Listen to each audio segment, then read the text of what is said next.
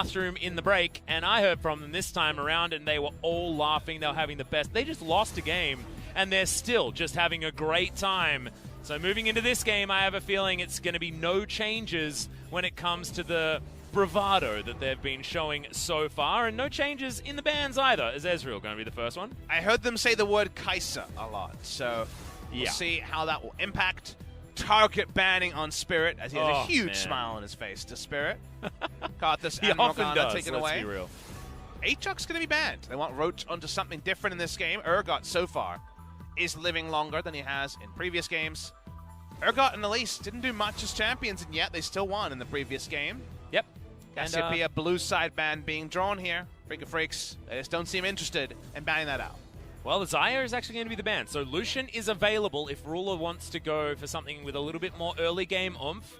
At what point do you actually put Keen on an AD carry on the bottom side of the map? Because I feel like he's about good enough on an AD carry just to be a bot lane player. As Rakan, left available as Urgot, is the one snapped up.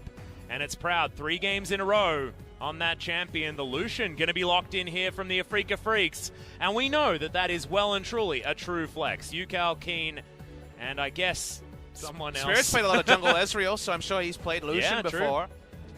I feel like this will be Keen in the bot lane, right? But there's no guarantee of that. And Gen G don't know. They just take Kai'Sa again, because so far it's been working, and the hypercarry threat is real.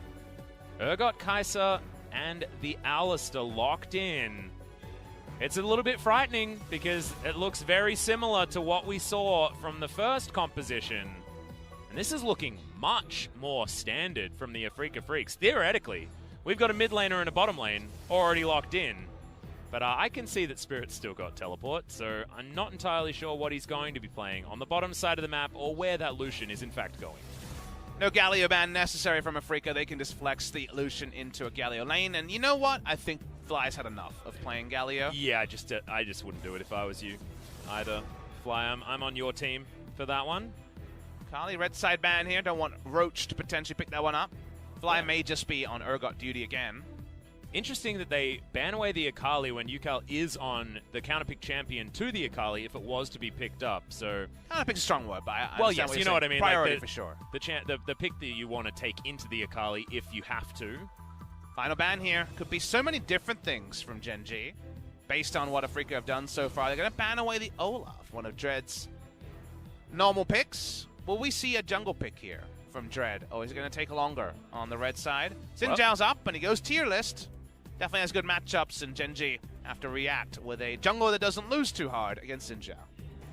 Yeah, will we see Peanut pick up the Jax? Because that Counter-Strike looked pretty good from OnFleek earlier on in the day. Feels like a long time ago now, but feels like the counter to the Hail of Blades certainly was that Jax pick with the Counter-Strike. Zoe being considered now. Fly, definitely a comfort pick for him, so he's going to take that one into the mid lane, and this is what you were calling for. Yep. The Lee Sin for Peanut, 20 seconds before they make up their mind, but I personally would love to see this. Get back onto some comfort. His Lee Sin is clean. He needs some more confidence. They may have picked up the victory on the Elise, but he was a bit of a passenger in that game. So I really like Lee Sin. Not many people playing it. Only Clid so far. In the LCK, we will see the Lee Sin lock-in. Omti as well in the Kesper Cup was looking fantastic on the Lee Sin. I believe 30 KDA. I said the word Mordekaiser a lot to Spirit in the past. This is another one that could certainly be flexed around in the Yasuo, but lots of different options. 10 seconds to go, and we know that Afreeca are playing with the hearts. From every single pick that comes in here. Annie! Okay. So Spirit's going to be playing Annie this game, I guess. Is she okay? I don't know. Talk to Michael. Annie comes in. LS somewhere watching this in glee.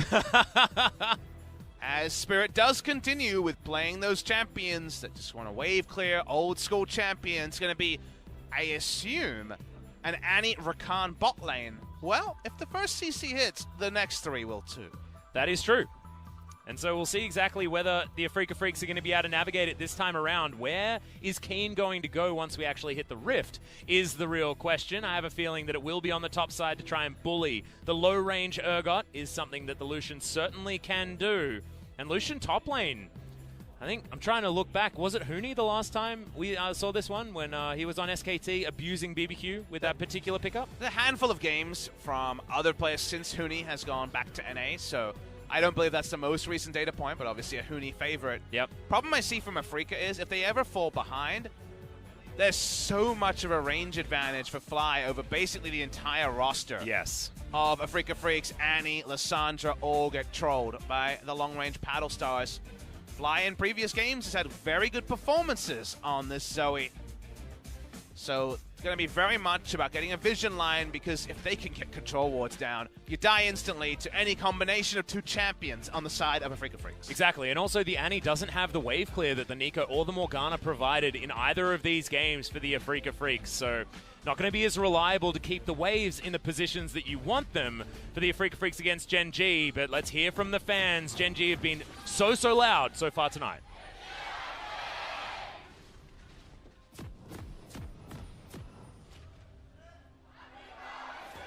Roar of the Gen G fans. Just insane. Unbelievable. Been among the loudest we've had so far at Lowell Park. Not always a team known for having big fan support, but it seems like they're mobilizing more and more, and I'm sure some Peanut fans have defected from King Zone over to Gen G. Yes, I have a feeling that the Peanut fans just follow him wherever he goes. So SKT to King Zone, and now back to Gen G. But the beach ball is going to fly forward, but Fly is not going to be able to find anything, so nothing early going to result from this one. Predator Annie as well, guys, means that she will be able to get her bear into the position that she wants to. Fly's actually sticking around just in case there's a trouble bubble that could take down one of the members of Afreeca. Spirit's range very, very short, as we know, on this Annie. Oh, wow, that was close. Fly is going to make his way back to the mid lane now. Give the new bot laner something to think about. Is a pretty good tack to take. Here it comes. Annie bot, literally, is happening in this game. Spirit and Proud on Annie and Rakan. Predator Annie is the confirmation here. Ingenious Hunter is the choice there from the Annie. Would make some sense, I guess, as Life's going to get that headbutt in onto Proud. Oh, the auto attack range. So painful for Alistair. Yes. If only you could headbutt and auto. It was there before. Do you miss it? No. No? I did like playing top lane Alistair, but no. Oh. Now, AP Alistair, that was fun. Yeah, our good friend Spawn that we speak about sometimes on this broadcast, he, in fact, still plays the AP Alistair. Well, he doesn't do a lot of winning, so. I hear his win rate's actually positive, because that was an OPL segment that they did. Just like the Nocturne mid stuff from Verdius. It's trying too hard, I think. Yeah, maybe. Roach doesn't have much agency in this lane. Lucian skates around, and Roach hopes that the minion wave will crash soon. Speaking of crashing soon, Peanut not spotted, coming bot lane. Spirit walks up. This could be the perfect time for an engage. Yep, W is going to come in. There's the flash pulverize. Oh, the headbutt doesn't work as Spirit flashes at the most godlike timing. Oh my goodness, I don't even know how that was possible. That was so lucky there, because the pulverize was the start and the headbutt was going to come afterwards. Well, Dread's found the Hail of Blades. The knock-up comes in as well as Peanut trying to get his way out. Another trouble bubble flies past. Peanut now has to be very careful in his jungle. You can see just why this Hail of Blades in Zhao is so scary. Because he doesn't need to hit any skill shots. He runs at you, and then with the Hail of Blades, he outtrades you. It's how it goes. He has one skill shot that he can try to hit if he wants to, but that's coming at level 3. Exactly, and that was a really well-coordinated game, because Life is walking up as he hits level 2 for the flash pulverize. Everything perfect, except the CC duration was what? 0.2 seconds too short? Yeah, I think so. Having said, Flash is still down from both members. On the bottom side of the map, Life still has his Hex Flash available as Dread wants to find Fly. Go. Remember, the CC and follow-up CC in every lane bar top lane for the Afreeca Freecs is fantastic. So if we see Dread playing on the bot side, doing some vertical jungling there, it's likely that we will be able to find some joy, as Spirit can't get the Flash Tibbers in there and doesn't have boots yet for the Predator. No Keystone, so no ability to push forward. I try to play a lot of Annie bot. I enjoy playing her, and a lot of different Keystones you can consider. Glacier Augment's a really troll one, because if you're against melee champions, you're just getting the really annoying micro slow every auto. Electrocute, Dark Harvest, again, all these things can be considered. Yeah, basically anything that does some extra damage, can imagine would work out. Another game where Ruler and Kai'Sa in the late game should be the hard carry here. There's no front line on the side of Afreeca. They're very squishy, but with good engage and amazing burst damage. And what is the tactic going to be? Is it try and keep Ruler down in the laning phase, or is it try and weather the storm of the laning phase and focus elsewhere on the map? Maybe build Keen into an absolute team fighting god. On the Lucian, certainly has been something we've seen in the past as far as spiking earlier is concerned. 4-man bot dives are pretty reliable. When you have Annie in the lane, Flash Tibbers is instant cast. And if you can just isolate topside to be multiple turret plates cashed in again and again, while you just gank Ruler incessantly, I think that's a pretty good way to go. Yukal going to be spotted. Good ward put down by the Urgot. And also, we've got Peanut. This is the next level here, He's going to be here, and of course, is unseen at this stage. Claw just to get Yukal out, and he doesn't know quite how smart that was, as Piercing Light comes in, Corrosive Charge lands. Looking Peanut biding his time. Looking for a relentless pursue to try to make a play here. Not going to see one. Yep, if that is on cooldown, that is going to be the go button. I believe this wave is in an unfortunate spot. Peanut not going to find any joy with the gank. No kleptomancy from Keen. Opening himself up to ganks, because press the attack and Hail of Blades Xin together is a whole lot of health bar. Yes. And of course, with your double tap, it's pretty good. Having the old press the attack, you stack that one up pretty quickly. But Yukal loses nothing by going up towards the top side of the map. Going to be a lot of moments like this where Spirit makes the wrong call on when to recall and when to channel, and feels like it's much more technical when two good bot lanes are playing as to when and where you can actually go for a recall and when the right timing is, not just, well, the cannon minion's coming, so now's the time. Well, vision available here is indicated by the Afreeca Freecs, so Dread still waiting to try and find his opportunity to flash forward. They need to see something from Life, otherwise it seems impossible. Yeah, there's the stun. The Grand Entrance comes down there as well as Ruler is able to dash his way out with the Supercharger. Hey. Good double knock-up comes in as well as Life doesn't have the ultimate, but didn't need it. And the disengage is really nice from Gen G. This is why I say it's almost impossible. Alistair stuffed 3 people alone with 3-man pulverize. Very nicely done by Life. And now Peanut, he continues to be a lot more gank-centric on the Lee Sin than we might have expected. Level 4 and sticking in lane. And it's this game where I'm starting to become curious as to why this is the roster that was decided on, right? It feels like we're in one of those scenarios where, you know, MVP couldn't... Oh, goodness. See you later, Spirit. That is going to be first blood. They pull the trigger. They get it done. Hex Flash from Life just feels too easy. Just seems like a gimmick too many. First game, loved it. Second game, well, you tried. Third game, now the champion pool is an issue. It's like the max top lane from MVP is Dread. Waiting in the wings. No vision available here from flash on Peanut. That was real sneaky. Teleport. Actually gives away Dread a little bit. I don't know whether that was the best move, as Peanut's going to get tagged up, but just steals away the red. They want to take the 100% consistent play of stealing the jungle away from Peanut.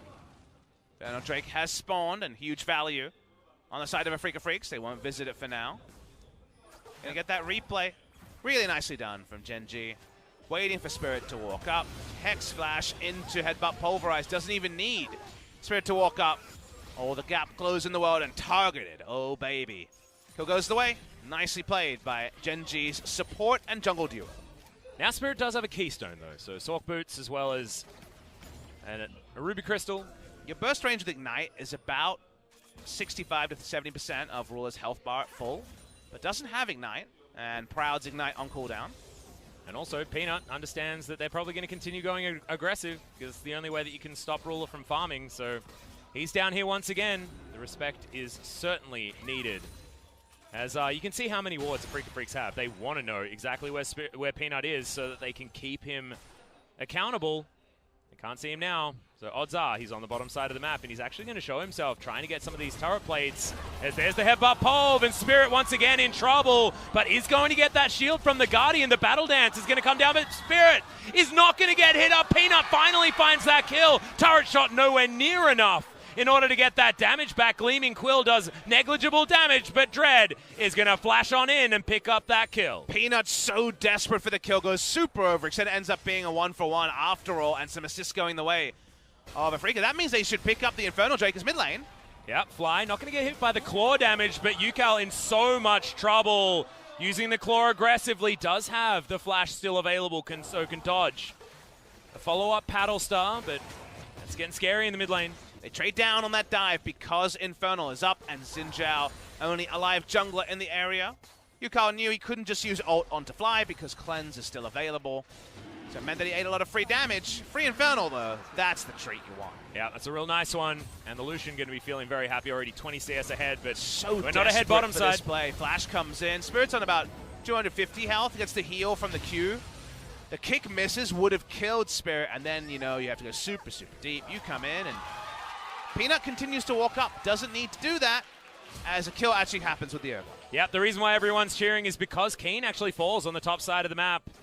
While we were talking about it, you saw it in the picture-in-picture. So, Roach having a much better start this time around. It was him in the death chamber at this point last game, but no longer going to be the case. Not going to get any turret plates for it, and we've almost got a Blade of the Ruined King done. Here for Keen, things going to get even rougher, but Roach does have the Bramble Vest, as well as the Ninja Tabi and a Kindle Gem, so building real tanky here as there's the Flash Sustain. Good from Peanut. He runs straight to another lane gank. And it's basically soloed by Roach there. Hits everything. Love the opening. So many more E-flashes happening in the last week or so. People now at home with the Urgot after it being a new meta thing when we had our summer final last year. First split with a lot of Urgot mid lane. Yeah, Yukal once again going to go in very early as the Paddle Star. Not going to land. Sonic Wave also not going to land as Frozen Tomb available, but not going to be pulled out as Dread not quite close enough to follow up on anything. I think Afreeca need to keep the foot on the accelerator. That's not because they have Spirit bot lane. They do have an AD carry in this game, but they're so squishy, Atlas, that, again, you set this up and have control wards in your flanks and fly sieging in the mid lane. You get one chance, otherwise you get blown apart by the side of Gen G. So win conditions definitely more narrow on the side of Afreeca as the game goes on. For now, the big damage in Infernal Drake means that Roach needs to be careful. Well, Kane's still looking for Roach here. Not taking as much damage as the Purge is going to help take down this control ward, but they don't need that vision now because Shelly is already dead. Spirit underneath this turret, able to use the W for wave clear at that point in time, which is definitely one of the positives if you're playing Annie, but Spirit not able to keep up in the farm. It's once again the story of Ruler is going to get out of control, but can Afreeca stop it before it hits that critical mass that we know is coming?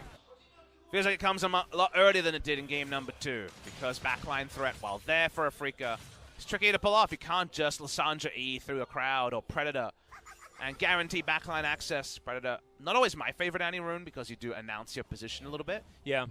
I prefer something like just Hex Flash and coming over a wall. But if it gets to Ruler at the right time, they get a Baron from it, freaking just straight up win. Really nice there from Proud. Avoids the EQ combo. Dread able to sneak in. Yeah, and that means that they might go for this play once again if Proud plays a little bit further forward. No flash available for Spirit. You can see playing as if there's no jungler there as they move back. Is Life going to get greedy for some vision? I'll have to find out. It's just no reason to face check this brush unless Life is the one doing it. Well, he is going to walk all the Good way call, up. Peanut Peanut's coming back. waiting. Yeah, exactly right. It's going to be a 3v3, but Zoe's going to make it down there first. Teleport's available. There's the Hex Flash. They find Dread. They had no vision. They just guessed. But it's still looking like he's going to fall, but not before Peanut goes down. And Dread's still able to limp out of this one. The Frozen Tomb's in, and Ruler's already dead. Tibbers is tanking up so much of that damage, and Afreeca just trashed the team fight. They do. They get the kills. Ruler goes down, and suddenly Gen G give over 3 kills against the run of play. I don't know how Dread survived that. They guessed it so beautifully that he was going to be there, but it was Peanut that paid for it. Now Shelly comes down and pulls out so much gold from this turret. It's like a bank heist movie. Not a lot each, but 5 members sharing in the Shelly charge, maybe for the first time we've ever had. In LCK, not usually are you 5-man group. We have to watch the replay. I assume that it was the god tier positioning on the ultimate there, not allowing any of the follow-up damage to actually take down the Xin Zhao. For Dread to stay alive. Fly walks down, everything done right from Gen G, and yet the execution just better from Afreeca Freecs. Yep, looked really good. The CC was just layered so nicely, and they had the target selection down so that Ruler could not survive. Gen G playing aggressively as Ruler just walks up, wants to be able to get himself this next turret plate before 14 minutes, but that just ticked over, so it's not going to happen. So let's have a look at how this one worked. Let's watch the Xin Zhao ultimate here and how much value it gets. It disengages both. Only the Lee Sin comes in, but shielded, and then, yep, suddenly, you're not taking any damage from first Ruler, then other members. assertive teleport there, able to clean up Ruler. You got really trolled by that Xin Zhao ultimate, did Gen G, and that's after they did so much right to start up that play. Now Afreeca looking for more. So the culling was tanked entirely by Life, which is why he died. That's what happens. Afreeca do have a lot of damage availability here in this mid-game. Ward getting a lot of value when it comes to poke. Means that Gen G have control over this Drake. Double control ward already put down. Try to guarantee it. Our ultimate's back up. I'm seeing that Dread has his available. I can see a bear and a frozen prison. Yep, they're and all that's up. a real scary one. The quickness as well is going to be very important as Fly looking at the mid lane here. Keen doesn't have teleport and he's trying to keep himself shrouded in darkness as he moves on down. Roach also cannot join up here, so we're not going to have fears beyond death. As Fly looking for the trouble bubble, does get it. Headbutt pole under one as Life trying to segregate this team fight. Peanut comes in, the quickness goes down though, and immediately Peanut is punished. Ruler can't get in there again as the Claw of Doom gets UCal out as the Hail of Blades trying to be utilized, and the trouble bubble once again isn't going to land. Audacious Charge was held onto for so damn long, and there's the targeted CC onto Ruler, but can they actually take him down is the question. Such low health bars, they eventually get him, but that was too close for comfort. Dash cannon there from Fly, in comes Roach. Fear beyond death, not going to be able to get Proud feared up, but he's still scared enough, Bubba Smithy, because he's behind enemy lines, and he's going to be taken down by the turret. He'll go down. That was a really extended fight around the Infernal, which does not die. During that particular time, Roach is able to join and clean up some kills. Really fun stuff, and you appreciate that Annie burst range. She's over the wall, and Lee Sin, now you see him, now you don't. Boop. There's the big Super Galaxy Tibbers diving on forward. Feels a bit like they actually have a five-man squad, despite Lucian making his way down from the top side. Urgot Keen can't join this one until much, much later. Lucian always going to get there first, as Keen kind of abandoned, coming to join. He's going to be surprised when Urgot ends up being the big reason this is pretty even. On the back end, he comes over and sees a lot of squishies, and he's Urgot. He's helping. Yeah, pulls one over as Dread. Nothing he could do there as the Fear Beyond Death arms.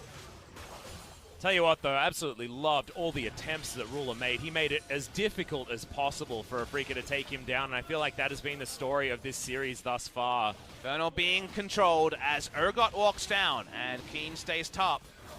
No turret plates to punish here, and a equalizing Infernal Drake goes the way of Gen G. That is fantastic news for Gen G fans. So many of them in this audience, and so many of them, I know, back at home. Oh my goodness. First turret should go over to the Afreeca Freecs here as this one's taken down, but that is the trade that Gen G decided to go for because they are investing. They're investing in the late game. And an Infernal Drake is certainly going to help them there. Can this map control actually help Afreeca put their feet on the gas? I think late game is optimistic. It needs to be the now game. It needs to be more and more of these huge engages with Predator Annies and Lysandras Oh My. Keep pushing up. Keep getting immediate gold. The balanced teamfight comp from Gen G should outdo you in most balanced 5v5s. And you can imagine that both of the teams pretty happy with the decision that they made, right? Get the global gold now for the Afreeca Freecs and get the investment for later for Gen G, who are just doing their best to hold on. Proud. Going to take a lot of damage there as Ruler has been ignited, but is not exactly what they wanted. He was just trying to protect a control ward, I think. But quickness and ignite now on cooldown. Nice juke on the trouble bubble there. Peanut finding Dread, one level up. There's the claw. UCal gets over the wall. But no one actually taking the bait that was Dread that particular instance. Never ever want to be A-ramming as this Afreeca comp will get poked out solely by Zoe, who has plenty of flat pen already. Yep, UCal trying to mirror that one. Wants to get an Oblivion Orb as quickly as possible because he had to go for the Merc Treads. It's Roach and Fly. Solo lane is in the same lane, always feels bad. But, is that a cleanse from Roach? I think he was cycling on that particular instinct. Yeah. And through his Sorry, summoners. Clarity? Was that a Clarity? Could have been a Clarity. I haven't heard that sound. I felt my nostalgia. That is the sound of Clarity. The sound of Clarity. I feel like we haven't had much of that today. Sounds like a rejected Coldplay song. Yeah. Sounds like Clarity. The sound of Clarity. I feel like it's being a bit uppity saying that you know what the sound of clarity is when you're a musician. Well, I don't want to speak about how uppity Coldplay is. Everyone has their opinion on that. In this particular game, my opinion is that Ruler is, you know, half an item away from being the difference. They've got the front line. Ruler with 2 items can do the rest. Now is the time to strike still. And getting those control wards down, getting Spirit into Flash Tibbers range is not something Afreeca have set up just yet. Well, they do have double teleports, so they can start a fight and then have people joining. Whether or not they're going to be able to keep this trio alive, because they're not very tanky, keep them alive during that time is going to be the difficult part. So still waiting to see what Afreeca's next move is going to be, and bringing Lucian down is step 1. 200 gold is all that's in it. Everything is even, but this is one of those stories where you see that the gold's even, but actually Gen G feeling very, very good about a game that's in parity. And the cadence here is actually very predictable. It's all about backing for control wards, because Gen G can never lose out on control wards, and Afreeca Freecs need them to get their initiation going. So it's a very much a pull and shove when it comes to how much control vision is available in inventories. Gen G are now freshly shopped, and that's why we see 2 put down. That was unintentional, but it gets the point across. Yeah. And they can protect them a lot easier now with 2 of them. Feels good as Fly not quite able to land much of this poke that he's been throwing relentlessly. We're out of control ward, so back we go. It's usually one person in scenarios like this where it really is about back timers and control wards, where one person just doesn't think about the next level, gets caught, and then undoes what is such a predictable cadence of recall, get 2 control wards, sweep out enemy vision while the enemy's recalling, etc. Yep. We're only at 21 minutes, so no Barons coming in this game.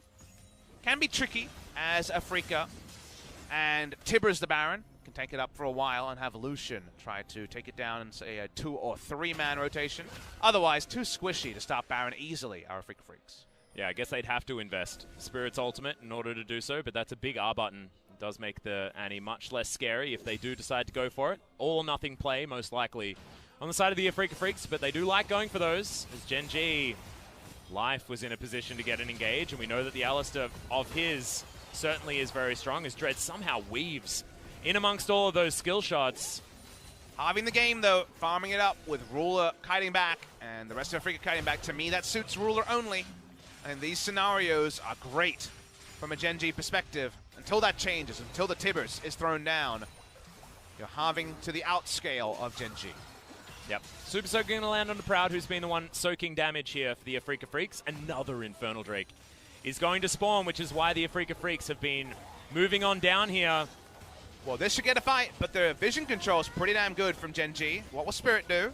This is the one brush that Afreeca actually had vision in, as Keen going to jump on over, tries to get some damage down as Roach soaks the entire culling. He's out of the fight for now. Has to get out of there, and Afreeca Freecs going to make it a 50-50, but Dread does pick that one up a little bit early from Peanut. Dread secures it. It's all about smiting when you can and hoping that an auto will steal it away. In a calculation, doesn't happen. Dread is the young man. Again, a lot of Dread's MO when it comes to his play in solo queue is this guy is like Peanut 4 years ago in terms of a very young jungler who likes to play aggressive. He gets the smite down in a war of infernals, a fiery battle to go the way of Afreeca Freecs. Yep. And now we've got some key items coming in. Yukao gets himself the Zhonya's Hourglass, refills on the control wards. Keen's got that 2-item spike. We're looking for the second item in for Dread. Should have that one relatively soon. Sterix Gauge. Yeah, probably going to be the choice. As Spirit still trying to find his dash cannon in the shop. They're just never going to take this mid lane turret down from pushing it up. Just won't happen. What's going to be the answer, though? Bottom lane outer turret is very, very low. You've got an Urgot down there, but could be somewhere where Afreeca decide to move their roster. The vision certainly focused around this mid lane. 23 minutes into the game, double Infernal Drake. Baron available. Keen does have some damage here, and Afreeca Freecs over to the side are able to soak up some skill shots and take out this outer turret. And finally, they're able to push ahead. Not in the gold, but in the map control, most definitely. Not a realistic TP spot for Urgot in that particular case. Oh no, that was unfortunate use of the claw there for Yukao. If there was follow-up onto the Lysandra, he was just dead. Afreeca, if they actually control the Rift Scuttle vision, then there's a lot of threat onto Baron, but because they don't, this play is negative EV, I guess, one way you could call it. That's a lot of damage. Yeah, now that these trouble bubbles are starting to land, Keen had to tank that one as the ultimate barely misses Relentless Pursuit enough to get Keen out of the way. But now health bars are too low, and this is what can happen. You get 3 Paddle Stars in a row, they have to go home, and you could just have run of the map if you're Gen G. It's 5 Squishies Atlas. It's your birthday come early if you hit any champion. On the side of Afreeca Freecs, the reliability of Fly, even if his skill shots are off today, is going to be high, and if his eyes are in, then, well, it's going to be so tricky for Afreeca to do anything other than Rambo all in. Yeah, and that's exactly what they want to do. You know, this is the MO of this team. Haven't fallen behind at all, able to get back very quickly. Dash cannon done for Spirit. Has himself the stopwatch, not soaking too much of the extra poke is going to be the aim of the game here for the Afreeca Freecs just in general. With an actual AD carry available to them. Would be more of an opportunity here for the Afreeca Freecs to get some work done, but Roach not going to be too worried about getting stunned up here because he's the big tanky Urgot. Desperately want the Scuttle Crab here to make these Vision Wars a bit more even. Yep. Gonna spawn very shortly.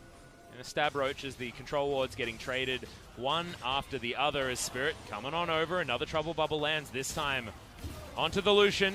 Wanting to tag it up there with the Void Seeker. I actually really like that combo to try and guarantee the damage if they are isolated.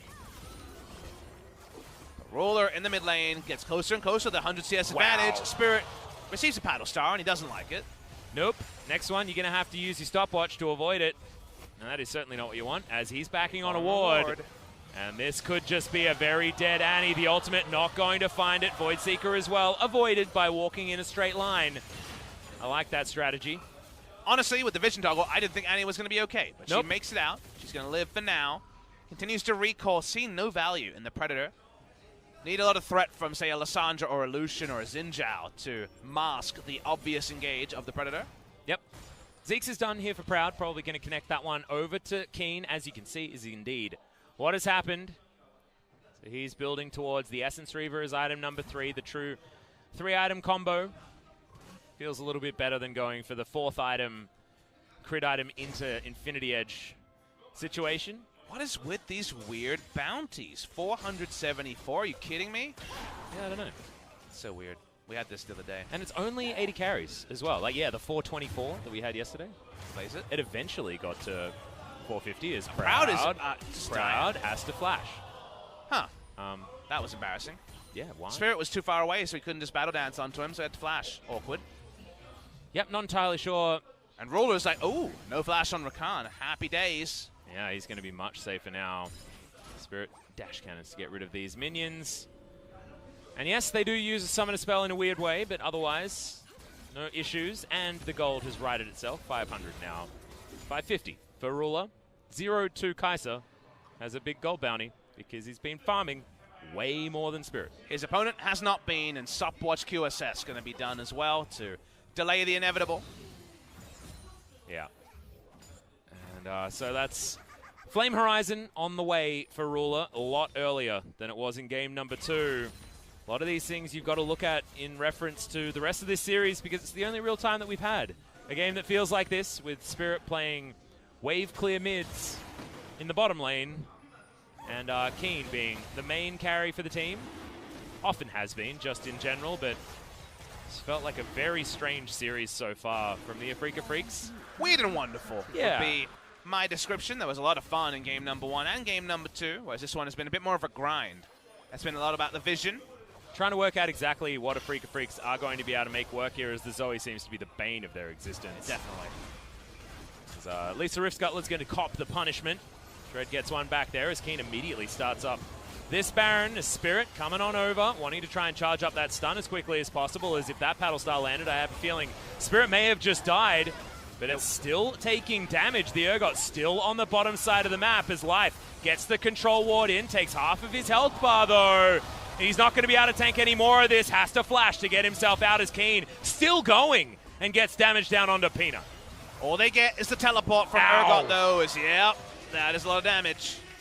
And now Keen cannot do that anymore. That is just over. No more going aggressive. It's only a trade of TPs as well, because Keen had already used his teleport. Yep. And Spirit missed a cannon creep. Single tier to be shed. No tier in the build. See if we can go back and buy one. I There's certainly control wards in the build, Pop Smithy. There is. I feel like ever since 2 control wards was introduced, no one sits on 1. They always have 2. Yep. I feel like we have more control wards than before. It's just the Yeah, support so. can't just do it themselves with 3 control wards to move the line of battle. And so now the coaches have said, now everyone needs to buy control wards, and so everyone just I felt like we had 5 control wards, 3 on the support, and now we just have between 8 and 9, almost every back timing. Yep. Feels like we've got a couple of supports in this game, with Annie and Rakan being in amongst it. We're trying again. Vision's good here. Is there any blue trinkets available? Yep. That Trouble Bubble's not going to actually find anyone here, as the Void Seeker's just going to help do damage to the Baron, as Spirit with Flash armed is ready to stop anyone from coming on over. Keen immediately jumps as they're trying to get this turn. Yeah, Roach low. Yeah. Tries to Fly's throw dead. through, and Fly's going to be taken out. The Q from Yukal is enough to get it off to the side. I was watching Roach, but Fly just portal jumped a little bit too far forward, and Cleanse and Flash not able to help him. The Flash Tibbers just straight up misses onto Peanut, but Afreeca Freecs not perturbed.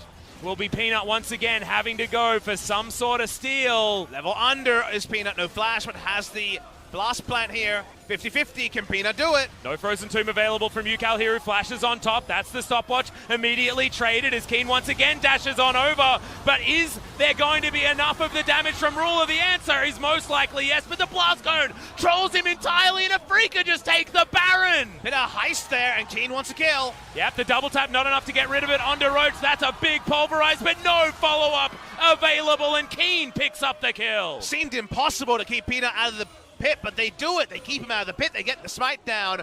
Man, do they have to be innovative about taking it, but they get the Baron. Afreeca desperately needed. That was just ridiculous. It looked like Afreeca had turned, but half of the team actually stayed on it, and it was the right call to make, because the Blast Cone trolled the hell out of Ruler. He tried to dive into the backline, unfortunately, right onto where the Blast Cone's going to get him into the Krug pit, and Proud just boops him on over. But watch the start of this, because, you know, we were watching, I guess, the end of the fight. It started with a 3-man and 2-man death squad in the previous start that got them their opening kills.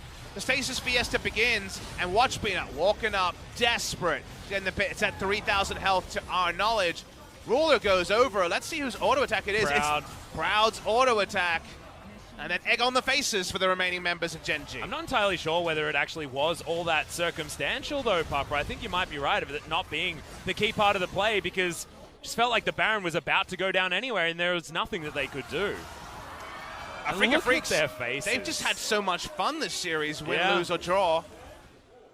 They know the Baron was so desperately needed. It was all looking a bit anemic on the side of Afreeca, and we saw already how much damage Zoe can do. But now, Proud. things are once again pretty even, Atlas. Well, inner turret's going to be under fire at the moment, and if you can't siege, what do? You get a Baron buff. Should be helping here, as Proud able to dance his way out of any potential engage. Rakan has been the linchpin to a lot of these compositions for Afreeca. Gen G haven't been able to fit the ban into their set of bans that have been demonstrated thus far, because they need to ban Karthus, Morgana, things like this, the Cassiopeia there as well. No Baron on the mid lane. Lissandra means that the 2-lane push not quite as fearsome, but they do take down this inner bot lane turret, growing a very slender lead over Gen G. Yeah, 2,000, probably one of the bigger ones that we've seen in this whole series. Remember, in game number 1, it was 3 minutes of gold lead that Afreeca experienced. So, one of the bigger ones, certainly not worth talking about, as the culling flies in once again. Roach is always the one that soaks them, but this time didn't have enough health bar to get through it, and they lose their tank. Fly, portal jumping around, Q gonna land from Peanut, but he just can't afford to go in. This is gonna be base broken, and Afreeca Freecs, it's a war of attrition, but they have been able to win out. I think I'll try and get some Nexus turrets here. Peanut, we going in? Yep, Dread gonna at least take one. Good knock-up, but it's only onto Peanut, as Life trying to get more done. Fly takes out Dread, and Keen very, very low on that health bar, but they do manage to trade. Ruler still full health, does have a lot of damage available to him, and that means that Afreeca Freecs are going to back away. Look, they were looking for a mistake from the side of Gen G there. Very bold to walk up with this team comp and try to take Nexus turrets down. They back away. That's going to be 2 Guardian Angels completed on this back, as well as Keen pursues over the wall to try and pick up their second Ocean Drake. 4 dragons to come in, and then the Elder will be available. Last time around it was Gen G with the fully stacked Elder with the 4 dragons. Do we have enough gold for Void Staff on this back from Annie? Watch the replay here, and Annie just says, all right, you're too far up, and the layering of CC and Keen and Spirit do the rest. They get the kill there. Urgot's tanky, but hard to be tanky to that much mixed damage. Yeah, and I absolutely love the Annie position check that she basically is if she's in any game. If you become too close, it's always going to be a problem. Life takes the focus, but isn't necessarily the one you want to be taking down because Fly gets the Paddle Stars over, and Dread is going to be the sacrificial lamb. Void Staff done. And look at this item choice onto the Rakan. Apparently needs more movement speed. Oh, good God. That's a really interesting one here. Shirelius coming out for largely the Annie to Predator, Shirelius, and get the hell in there to flash Tibber's ruler. And once again, guys, I want to bring to your attention the fact that this still doesn't feel like Afreeca are definitely going to win this game. It is still one of those situations. It's a harder game than game number 2. Yeah, where Ruler can just navigate a team fight better, and if they don't kill him, he cleans up better than any other champion that Afreeca has available to them. So Keen wants to be able to use his Essence Reaver to dart around these fights, get the free hits in, but if he dies, the Kai'Sa can clean everyone up. Flash up on Annie. Waiting over the wall, but no one will walk up in that scenario. Ruler clearing in mid lane. Roach is on the bot side of the map, just trying to get this wave sorted out. Wants to push the super creeps back as far as possible to give Gen G some 5v5 space. Keen just trying to soften the health bars of the Gen G members as Fly. No Paddle Star Joy just yet. Banshee's Veil done. No, wasn't a Banshee's Veil because he finished the Void stuff, but it looked a little bit like it with the stun rotating around the Super Galaxy Annie. It trolled me really hard. Baron is going to be probably the scene of the crime here. The siege pretty awful on the side of Afreeca, and the all-in under turret against Banshee Veil well, on Zoe and Lee Sin is tricky. Updated the timer for the Baron, so that's certainly a possibility here for the Afreeca Freecs. 22 seconds on the spawn, no vision around it. Can't quite hear some of the things, which is We're getting some sounds of the rift. Yeah, right, sounds of the rift. Well, the sound is Peanut having a little bit of a visual bug. I don't think he was that far up as Fly. He's the one with the Banshee's Veil. Trying to find people with his Trouble Bubble and Paddle Stars. Proud. Not going to get tagged by that one, but it's so important that Fly actually lands this poke because he's the way he stops Afreeca from being able to freely start up the Baron. Also important that they had so much of a push down bot side. Spirit just rolls in. Have they found a position where they can catch him out, though? Roach, once again... okay.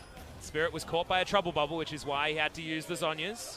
That crisis averted. Gen G, they know that Spirit is just a auto attack away from basically being dead. Teleport done, so he can actually get himself back here. Has, I believe, used his control wards as well as Fly. Not able to find any of his buttons after the relentless pursuit from Keen. And Peanut clearing out the vision on this Baron buff. What about some deep wards? It's going to be a very shallow teleport from Annie. Understandable. Not looking for a flank. The minions was pushed out really well in the bot lane, but finally the group minion wave is pushing up from the inhibitor that Gen G has down. This is the time for Baron. They started up very, very shortly, but now it's vision clearing. Give Urgot a real choice to make.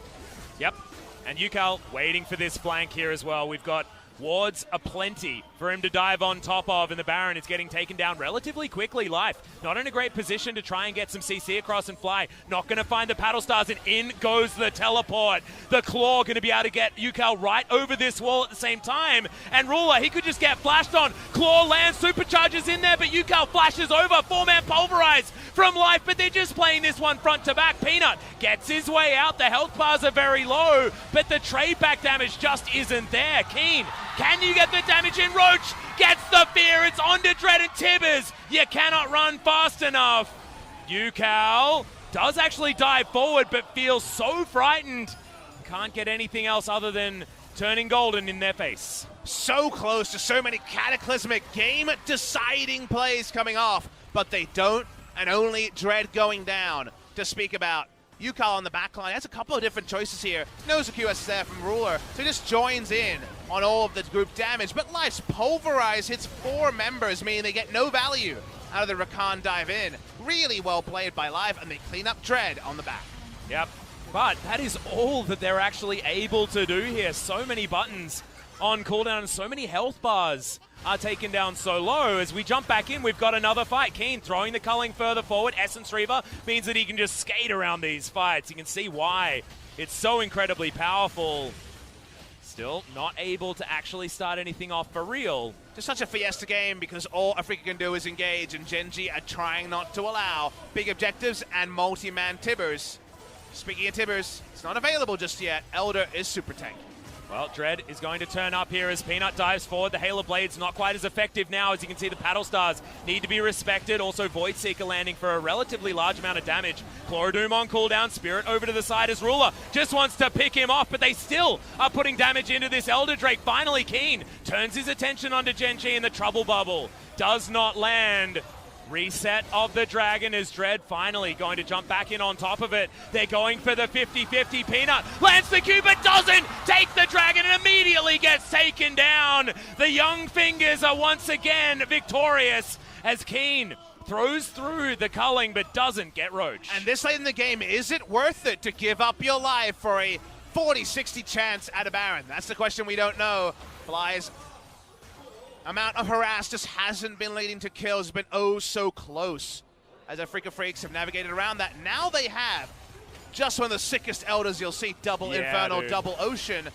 They can run at the Baron, and they've got plenty of time for Gen G to opt into some crazy burst damage, but also burn damage. The burn on Tibbers does apply the true damage. Yeah, so Tibbers is going to be even scarier. Spirit might actually want to die to get the death power of the Tibbers.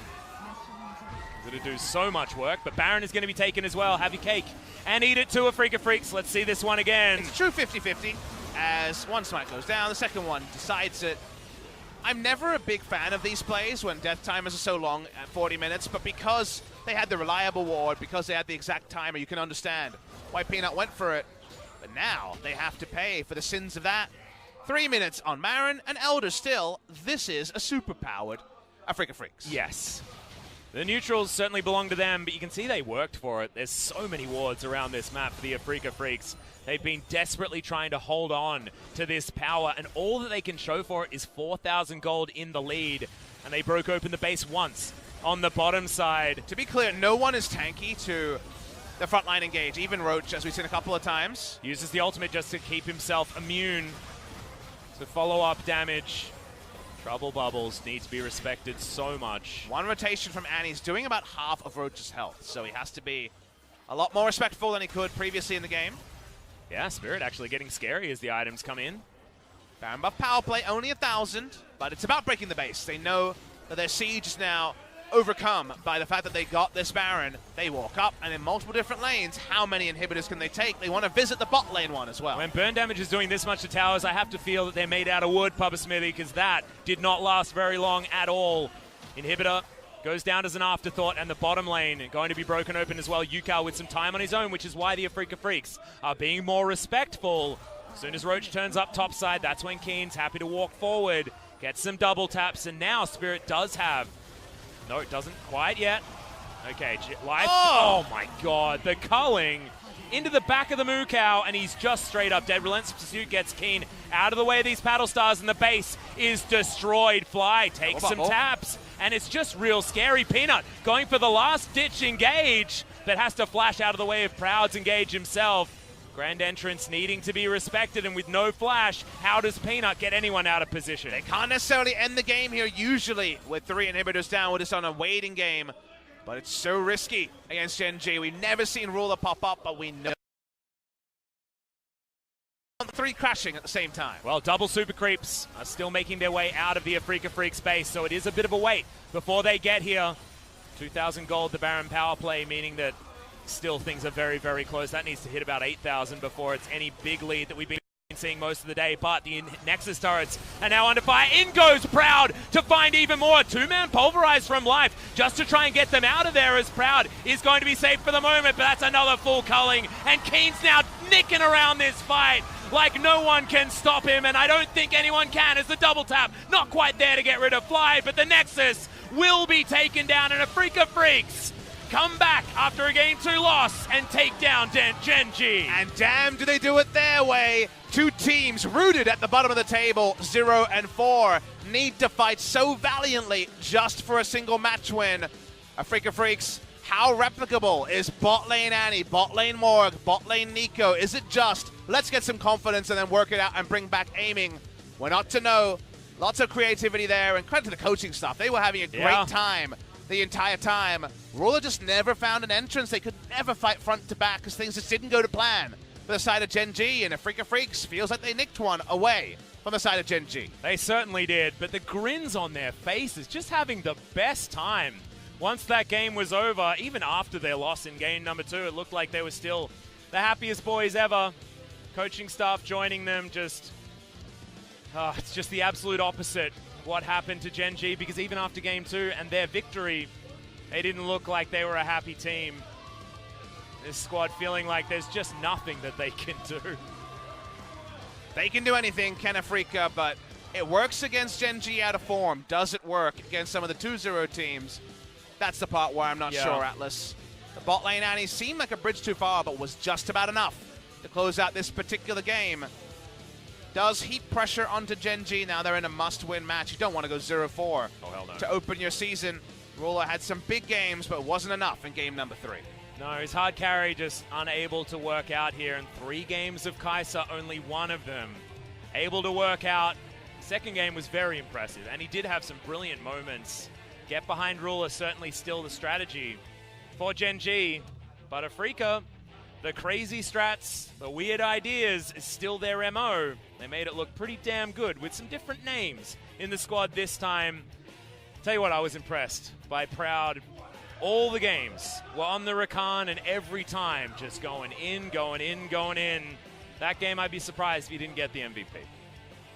What a game. Really interesting stuff. I have to feel like over that game, we were waiting for those paddle stars to decide, and a lot of paddle stars went wide. Very hard to criticize too much, but it felt like they were just set up for any paddle star as golden. They didn't even have to hit the squishy in that game. I feel like we actually saw moments where they were hitting. You know, there were 3 that hit in a row, and then everyone had to go back on the side of Afreeca Freecs, and they needed to buy those wards again, get that control again, and make that slow rebound into control of the map once more. I felt like this game was very, very hard, but Afreeca played this difficult composition in a way that was intelligent and like they had a plan. So obviously, this is one of those master plans from I Love Uv or No Fade. I think they had this idea to try and get things working for the Afreeca Freecs, and they'd done this before. The way I look at it is the picks are unorthodox. The way to win this game was a lot of flashing in, so it's not going to be the most technical, but their fundamentals are good. I think is what you're saying there, Atlas. Their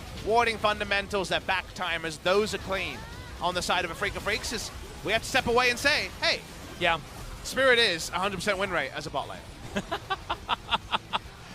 Oh, no, he lost on the Nico.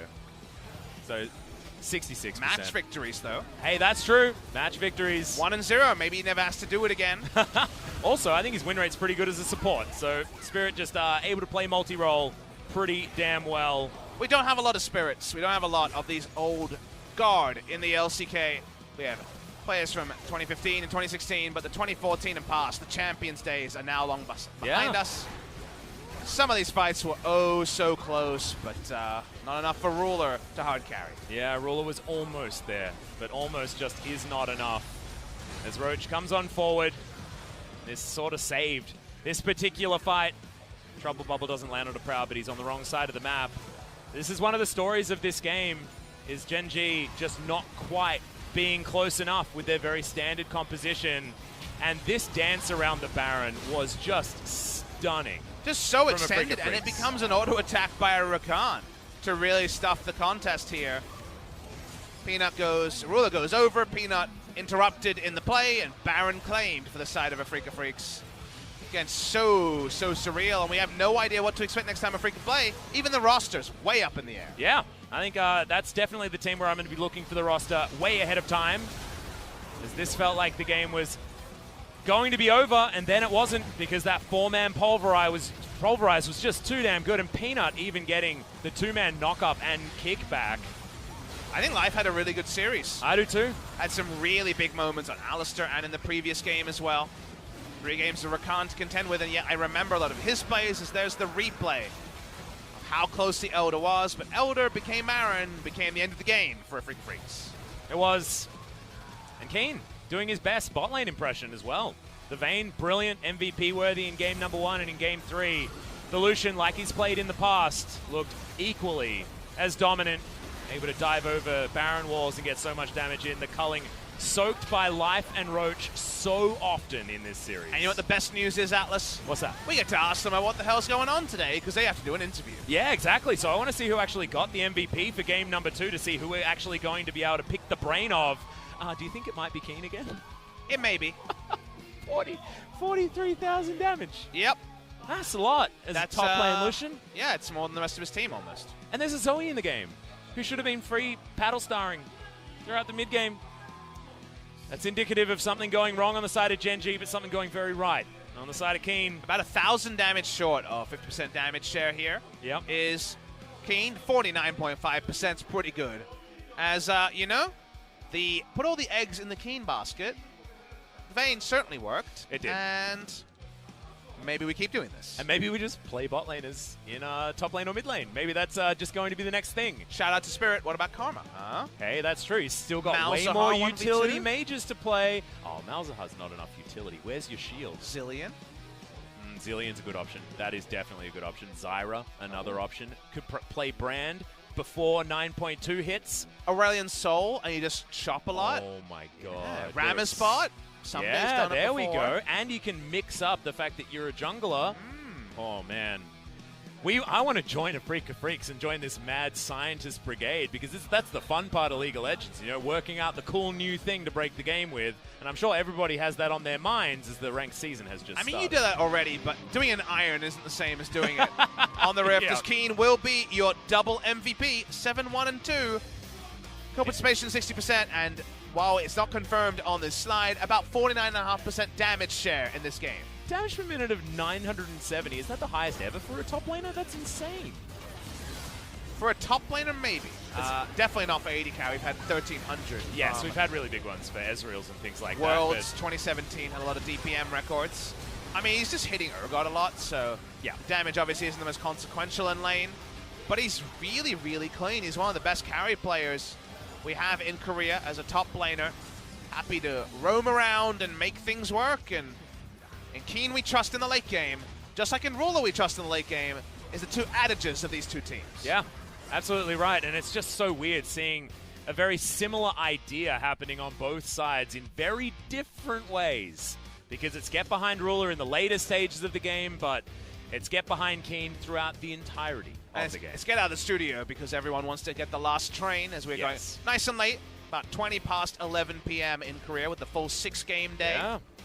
You're going to have a dress down from Costa John to deal with soon. I know, he's going to really take me out, so I'm just going to prepare myself. Thankfully, Ji-sun's here to take you through the interview. Thank you very much, guys. This is Ji-sun joining today's last interview, and we're going to be hearing from Keen, Afreeca Freecs. Finally, here at the MVP stage. How do you feel right now? Well, I had one victory on my AD carry play, so I was thinking that should I just become a bot laner? And it's a really big relief that we got the victory today. And everything was literally shocking. Roster, the draft, the lane swap. So what kind of strategy did you and the coaching staff have in mind? Mainly about the strategy, it comes from the coaching staff, and we always trust them. Did anyone doubt about it? Well, some of us were a bit nervous, but we were, in the end, trusting each other. Keen, you played Lucian and Vayne. So how did you like playing marksman? Well, AD carry always have to put a lot of damage at team fights, so I had some kind of pressure on my shoulders, but whenever we won the team fights, I was really enjoying it, so I want to play more AD carries. When the situation comes, I will definitely play more. But Spirit also tried a lot of new champions, Morgana, Nico, Annie. Well, Spirit He had a lot of confidence on those kind of non-AD carry champs, so we tried to prepare around it. Tell us about Annie. Was that prepared in advance? Yes. 스피릿 선수도 정말 다양한 챔프로 아주 활약을 Spirit 해주셨습니다. also has a very deep champion pool. 오늘 1경기에서 In game 1, 베인 대신 집중 공격을 so you 선택하셨어요. picked Press the attack instead of Hail of Blades. 이제 다들 솔로 랭크에서 칼날비 베인을 Well, 많이 하시는데 저는 아무래도 A lot of people are 칼날비보다는 playing Hail of 집중 공격이 Blades 좀더 맞는 것 Vayne 같아서 on solo 그런 queues, 쪽으로 but I 선택했어요. prefer 네, Press the 오늘 attack 한타에서 more. 프리딜 구도가 나오면서 트리플 킬을 달성을 하셨는데 And you are free autoing during every team fights, and you picked up triple kill. But Kaisa was the biggest problem, so how did you deal with it? 지금 장면이 나오고 있습니다. Let's go through the highlights. 앞라인만 치다가 이제 정확히 Well, I was trying to attack the front line first, but Kaisa was coming inside, so I was just hitting her back. 멋진 트리플 킬 장면을 지금 함께 하고 계십니다. This is a triple kill you got over there. 좀 Are you satisfied? Yeah, I think I did pretty well. 멋있었습니다. 오늘 배치가 시작이 되는데 And you know, new rank season just started. Do you recommend the players to try Vayne? I personally actually don't recommend them, but I won't say no. 하신다면 꼭 집중 공격 베인을 해보시길 Well, they should 기대해 probably 보겠습니다. pick Press the attack 다음 as a rune. 경기는 연패를 탈출한 And your next 킹존입니다. series is 각오 against 한 말씀 Kingzone, which 부탁드립니다. also stopped their losing streak. 종익이 형이 이제 투신 선수가 Tusin, 이제 저희한테 이제 He told me- 팀은 이제 말도 걸지 말라 이런 소리 Well, 하더라고요. 그거 보고 너무 don't say hi 열심히 if 해서 you 제가 guys are a 한번 team 노렸습니다. with a losing streak, but we finally stopped it, so I want to take him down next time. 네. 네, 다음 경기도 저희가 오늘 같은 변칙적인 픽, I hope to 아주 see 환상적인 플레이 More of a 기대해봐도 shocking 될까요? strategy from Afreeca 기대하셔도 Freecs. 좋을 것 같아요. 네, 알겠습니다. Yeah, we'll be 벌써부터 back 다음 with 경기 빨리 more of a 만나보고 싶습니다. amazing 오늘 picks and MVP drafts and 김선상 stuff, so 팬입니다. keep 감사합니다. supporting us. Thank you. 감사합니다. So this will be the end of the 네, interview with 아프리카 Keen from 프릭스의 다음 Afreeca 경기 Freecs. I'm 더욱 gonna pass it 기대되는데요. back to our 저희는 casters. 내일 Thank you. 찾아뵐게요. Thank you so much, Ji-sun. I'm actually very excited for that particular matchup because talk about like having crazy masterminds on a team. You've got Pawn, you've got Tucson there who can mix things up. Kingzone as a team known to do some crazier stuff, so we'll see what they can do up against the Afreeca Freecs. We're going to put the standings behind us, and we'll probably full Yeah. screen it soon. Some changes with Afreeca Freecs now up to 7th with their Yeah. match victory. Not a lot of safety, though, right down the bottom. There's just not many match wins to share. Griffin Sandbox and Damwon Gaming, the only 3 squads that can actually go 3-0.